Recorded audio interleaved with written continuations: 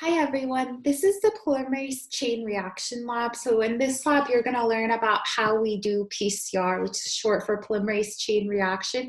This is a very popular experiment that's used in clinical settings, research settings.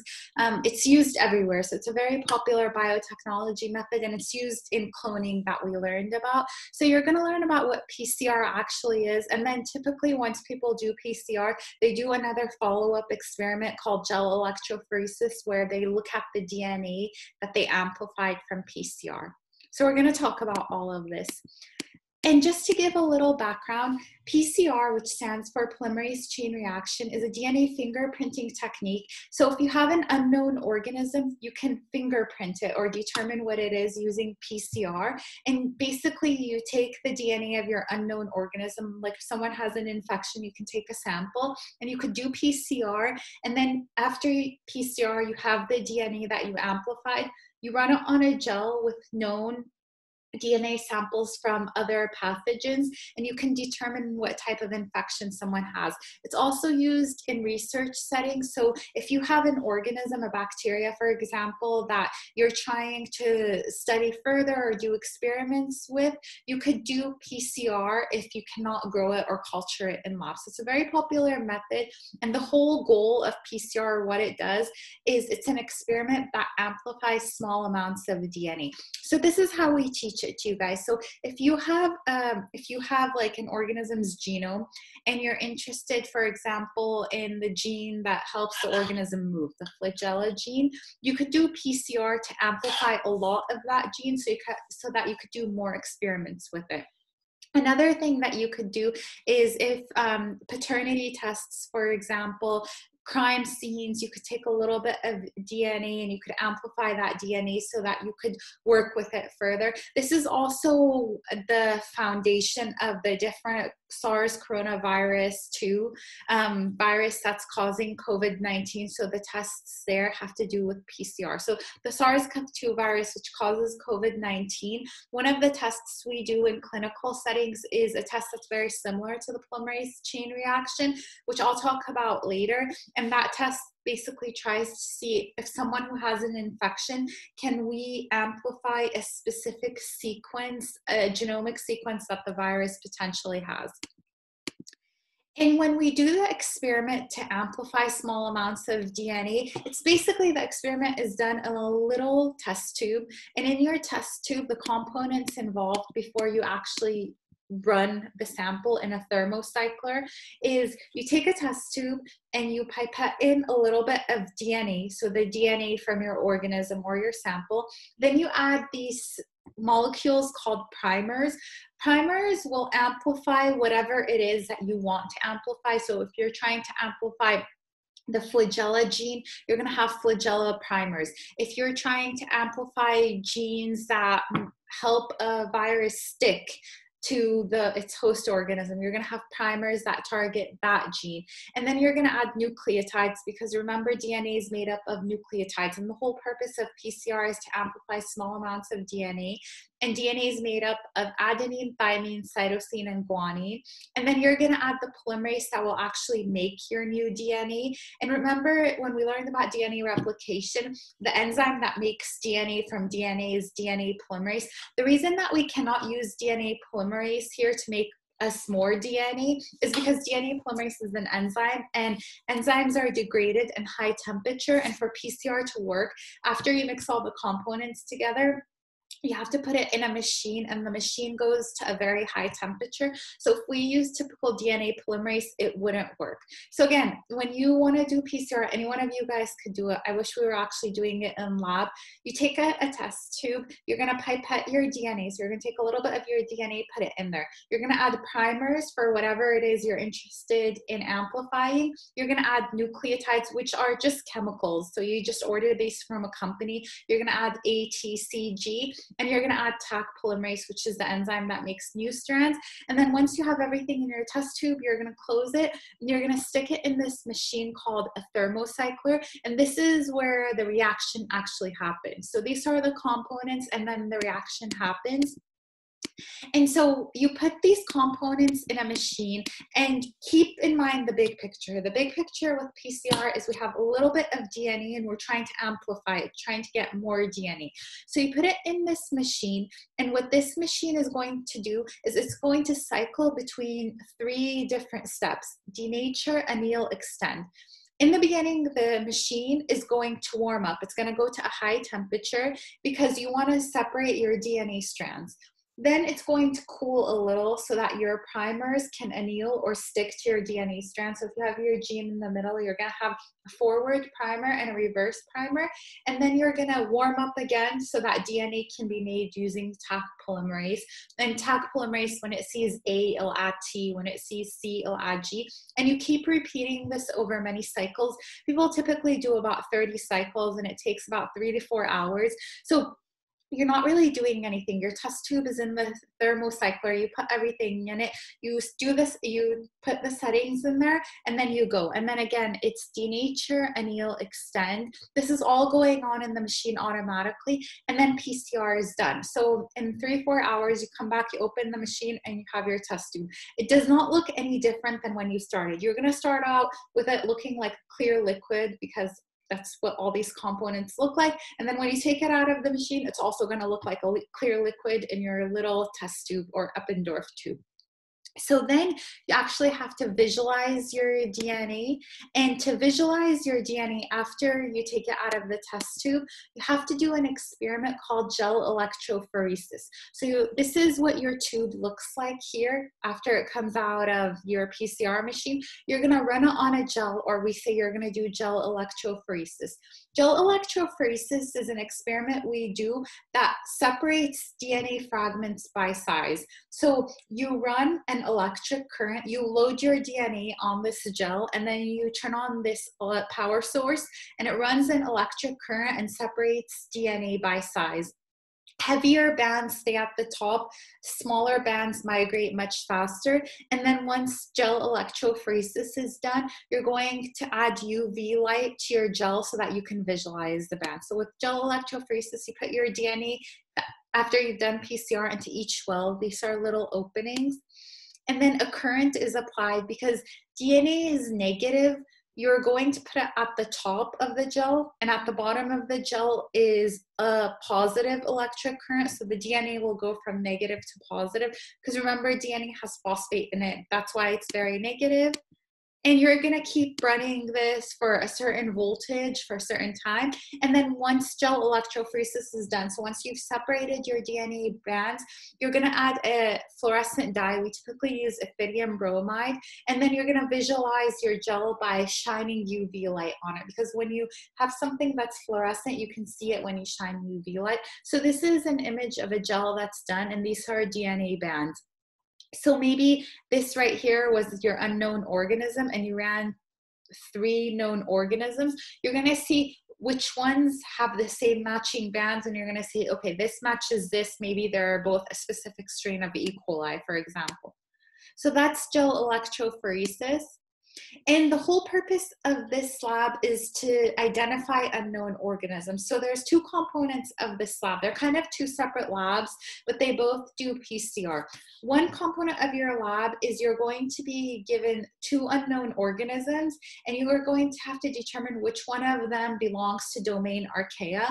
You're going to do that. You're going to figure that out by doing PCR. You're going to amplify different genes that will tell you if you're which one of your 2 unknown organisms is Archaea. So you're going to use primers that amplify Archaea, universal prokaryotic primers, and bacterial primers, and all of these amplify 16S ribosomal RNA gene sequences. And then after PCR, you're going to do gel electrophoresis. So that's one aspect of the lab. The other aspect of the lab is you're going to be given 3 unknown organisms. So think if you've got 3 unknown tubes and you worked in a clinical setting, and you're going to have to determine which one of those belongs to the MRSA bacteria species.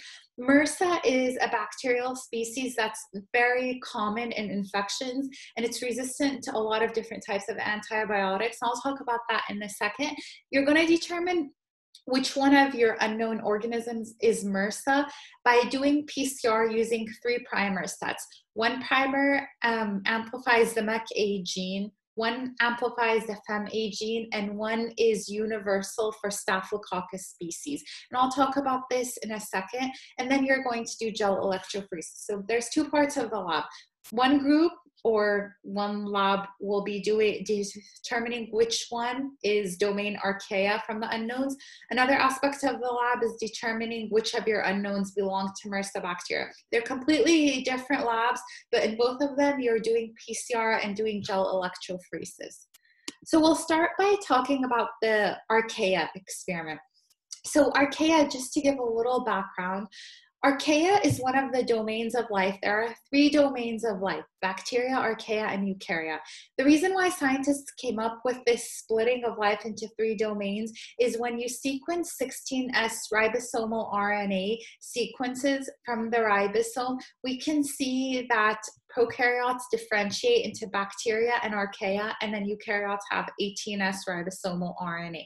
So archaea are different from bacteria based on their 16S ribosomal RNA sequences, and that's what you're going to amplify. So if you have an unknown organism, maybe something's causing an infection and you don't know, is it bacterial, is it archaeal, you could do PCR and amplify 16S rRNA, and if your 16S rRNA matches bacteria, then your unknown is bacteria. If that band matches archaea, then your unknown is archaea.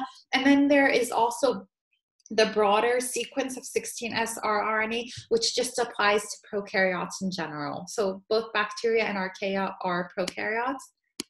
And to give just a little bit more background, archaea are microbes that live in extreme environments. So scientists have kind of lumped them into this extremophiles group. So they live in very, very warm environment, very hot, not warm. So these are hyperthermophiles. They live in very salty environments. And these are environments that a lot of organisms would not like, even bacteria. They don't like very, very high heat environments. And then methanogens, a lot of them are archaea. But I also want to make it clear that a lot of times textbooks kind of lump archaea into these extremophiles. A lot of archaea also live everywhere, and they're not just organisms that we see in extreme environments. They have not been cultured in lab, meaning they haven't been grown in lab. So to detect archaea, we do PCR. So if you go to the bottom of the ocean or somewhere and you want to see if there is archaea, we don't know how to grow them in lab yet. I don't know about the most recent studies, but I know it's been very difficult. So you can do PCR to detect them. And so in this lab, in one part of the lab, you're going to do PCR and gel electrophoresis to determine which of your unknown organism belongs to the domain Archaea. Now we're going to talk about MRSA, so the other part of lab. So MRSA stands for methicillin-resistant Staphylococcus aureus. Staphylococcus aureus is a bacterium. MRSA is a specific strain of Staphylococcus aureus that became resistant to the antibiotic family, the methicillin family. It doesn't mean that they're only resistant to methicillin. It means that they're resistant to penicillin and all the antibiotics in this family. These antibiotics target the cell wall. This bacteria has come up with a way to stop those bacteria from targeting its cell wall, and this is very bad for us because there hasn't been many new antibiotics, and if this bacteria can develop resistance to all the antibiotics we currently have, we won't have any more antibiotics to work with. So it's resistant to beta-lactam antibiotics, and we talked about those briefly. We'll learn about antibiotics later. When you look at MRSA infections, they can cause a wide array of infections, but one of the most common symptoms is you'll see a skin infection, and it looks like a really bad spider bite. You'll see a lot of pus. Pus is white blood cells because your white blood cells are trying to fight it. And so it can cause potentially life-threatening systemic infections, meaning if it spreads in your body, it can be very, very bad. Typically, MRSA diagnosis is achieved by growing it in lab and doing different sensitivity testing, so culturing it in lab. This has two problems. It's that the process takes a few days to complete. So if someone comes to you with a potential bad MRSA infection, let's say on their skin, they see something that looks like a spider bite, they're not sure what it is, so you decide to do a test, because if they do have a MRSA infection, you're probably going to give them antibiotics, tough antibiotics that are not part of this family. It takes a few days to complete the test to see if they actually have it. And you have to do multiple tests, because one test will not determine if it's actually Staphylococcus aureus and methicillin-resistant Staphylococcus aureus. So the nice thing with PCR is it's one test that you can do from taking a sample from someone, and it's done in a few hours. You can do the whole experiment in a few hours in one day. And with PCR, to look for MRSA, so if you were doing this in a clinical setting, which many people do, you could amplify different genes. What we're going to amplify with our PCR is we're going to amplify the 16S ribosomal RNA from Staphylococcus organisms. So we're going to just look at all Staphylococcus organisms. So Staphylococcus epidermis, Staphylococcus aureus, all of them have the same 16S ribosomal RNA sequence. You're going to also use primers that will amplify the FEM-A gene. The FEM-A gene is found in Staphylococcus aureus species specifically. And it's a gene that helps bacteria cross-link peptidoglycan or make their cell wall. And then finally, a gene that's specific for MRSA, so not just Staphylococcus aureus, but methicillin-resistant Staphylococcus aureus or MRSA, is MEK-A. So you're going to use primers that amplify MEK-A. And this gene gives bacteria the ability to not bind beta-lactam drugs. A beta-lactam drug is like methicillin, and if they don't bind it, then they're resistant to it. So you're going to look for 3 different genes that you're going to amplify for your DNA to determine which one of your unknowns is actually MRSA. So you're going to be given 3 unknowns, and you're going to perform PCR and gel electrophoresis to determine which one is MRSA. So in this lab procedure, I know you guys are not actually doing it because of what's going on, but if you were doing it, these are the steps. The first step is, like if we take bacteria for an example, bacteria have their DNA inside their cells. And so to do PCR, you actually need the DNA from the organism. So the first part of the lab procedure is to extract the DNA, meaning you're going to open the cell wall, you're going to open the cell membrane, and you're going to take out the DNA. All of this is done in a test tube. You add different detergents, you do different washes, and then you have the DNA from your bacteria. Once you have your DNA from your bacteria or your Archaea, your unknown organisms, you're going to do PCR where you add all the components together in the test tube. And then after PCR, you're going to run it on a gel, do gel electrophoresis. Then when that's done, you're going to take your gel and we shine UV light on it, and we look at the DNA bands of our unknown to determine whether they were Archaea, they were MRSA, what do they belong to.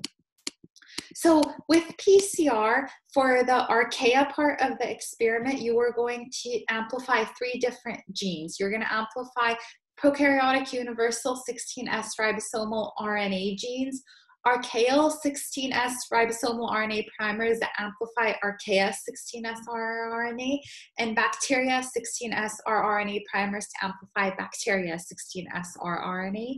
That's the Archaea part of the experiment. So you're amplifying 3 different genes. One, a prokaryotic gene that's found in all prokaryotes, 16S rRNA that's just found in Archaea, and 16S rRNA that's just found in bacteria. Then for the other part of the experiment, the MRSA group, they were going to amplify 3 different genes too.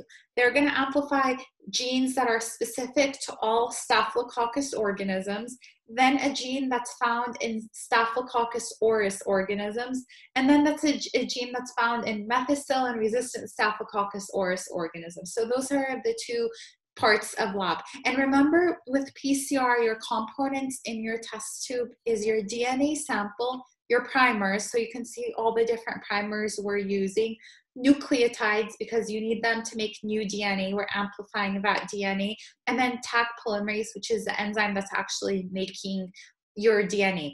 So in lab, you would have mixed everything together in different tubes. So here are the different tubes that you would have put everything in, and then you would have stuck your tubes in the thermal cycler. We would have turned it on for a few hours where it goes from denature and you'll extend. And then once that's done, you take out your tubes, because remember, everything is in a tube, and you are going to be able to visualize the DNA by doing gel electrophoresis, which separates DNA by size. So what you are going to do, I'm not going to talk about the details about mixing dye and all of that, but basically you're going to take your DNA sample that you've done PCR with, and you're going to pipette it on a gel. So in this machine, the gel electrophoresis machine, there's a rectangular thing that basically it's a gel. It's very jelly, and it has different wells or openings. You're going to take your sample and put a little bit in. You add a little bit of dye so that you can see it and it holds itself in the well. And then you turn on the gel electrophoresis machine. It separates the DNA fragments by size. So now you've separated the different genes that you've amplified. So the 16S ribosomal prokaryotic gene, the rRNA gene, is a different size than the 16S rRNA from bacteria. That's a different size from the Archaea 16S rRNA. And that's how you determine what organism has what when you look at your band pattern. Same with the MRSA experiment. So you were supposed to amplify 3 genes. The 16S rRNA found in all Staphylococcus organisms, FEMA gene, which is found in Staphylococcus aureus specific organisms, and then MECA, which is found in methicillin-resistant Staphylococcus organisms. And then afterwards, you take your gel and you shine UV light on it, and you can look at your bands. So just to end the lecture, here's an example of the Archaea gel. This is an example of what your gel could have looked like. So you have 2 different unknowns, and you're doing 3 different primer sets. Remember, with the Archaea experiment, you have your prokaryotic 16S rRNA set of primers, the bacteria 16S rRNA, and the Archaea 16S rRNA. So if we look at unknown 1 and unknown 2, so the highest band is bacteria 16S rRNA, the middle band is prokaryotic 16S rRNA, and the lowest band, sorry, let me go back, the smallest band is the Archaea 16S rRNA. If we look at this sample, unknown 1, if we just look at this sample, the only band it has is the only band it has is the Archaea 16S rRNA. So we know that this here is Archaea. When we look at unknown 2, we see the prokaryotic 16S rRNA, because that's the primers used in this one. When we look at the third unknown, where we added the bacteria primers, we don't see anything amplified because this was an Archaea sample. So that's how I determined it was an Archaea sample. In this sample here, we used the different primer sets. So we use the primer set that amplifies prokaryotes, bacteria, and Archaea. And when we look at this sample, we see the band for bacteria 16S rRNA. So we know that unknown 2 is bacteria and unknown 1 is Archaea. I know this is really hard to understand if you guys haven't done the lab actually, but try to get some understanding of what we're looking at. Here's the MRSA example. So let's say you were given unknown organisms and you amplified the 3 different genes. Unknown 1, we see the Staphylococcus 16S rRNA amplified, so we know unknown 1 is a Staphylococcus organism. Unknown 2 has the Staphylococcus gene, but it also has the FEMA gene, which makes it specific for Staphylococcus aureus. So I know that unknown 2 is Staph aureus, that's the organism. Unknown 3 has the gene for FEMA, the gene for Staphylococcus, the broad gene for Staphylococcus, and the MECA gene, which is significant of an organism being methicillin-resistant Staphylococcus aureus, or MRSA. So I know that unknown 3 is MRSA. So unknown 1 is just Staphylococcus bacteria, could be anything, could be Staphylococcus epidermis, could be anything. Unknown 2 is specifically Staphylococcus aureus, because FEMA we see in Staphylococcus aureus. And then unknown 3 is MRSA, because it has the FEMA gene, significant of Staph aureus. It has the 16S rRNA found in all Staphylococcus bacteria, and then it has the MAC-A gene that is specific to being methicillin resistant. So this is how doctors would have ran a sample, figured out that this patient right here, if we were to call it patient 1, patient 2, patient 3, actually has a MRSA infection. So the objectives in this lab is you were supposed to explain the process of PCR. So the goal of PCR is to amplify DNA. I want everyone to know that. Include all the components involved. In your little tube that you do PCR, the components are DNA, you need your DNA of interest, primers that will amplify your specific gene, nucleotides, so A, T, C, G, and then finally Taq polymerase. These are the 4 components that you need. Describe the primers used for amplification in these experiments. So in the Archaea part of the experiment, you used primers that amplify all prokaryotes, so prokaryotic, universal prokaryotic 16S rRNA primers. You used 16S rRNA primers that are specific for Archaea, 16S rRNA primers that are specific for bacteria. So bacteria 16S rRNA, Archaea 16S rRNA, and prokaryotic universal 16S rRNA. For the MRSA experiment, you used the 16S Staphylococcus primers. You used the FEM-A gene primers and the MEC-A gene. And then you did gel electrophoresis, so you can separate the DNA fragments by size. And they were visually identified on a gel that we ran UV light on. And finally, I'm just going to end it here because the other slides don't apply to you guys, teaching you how to pipette. So make sure you understand the take-home message. Let me go back. Specifically, I hope that you guys understand what these spans and these mean, and that you understand that PCR is a very important method that we can do in hours in lab. So good luck with this, and if you guys have questions, email me.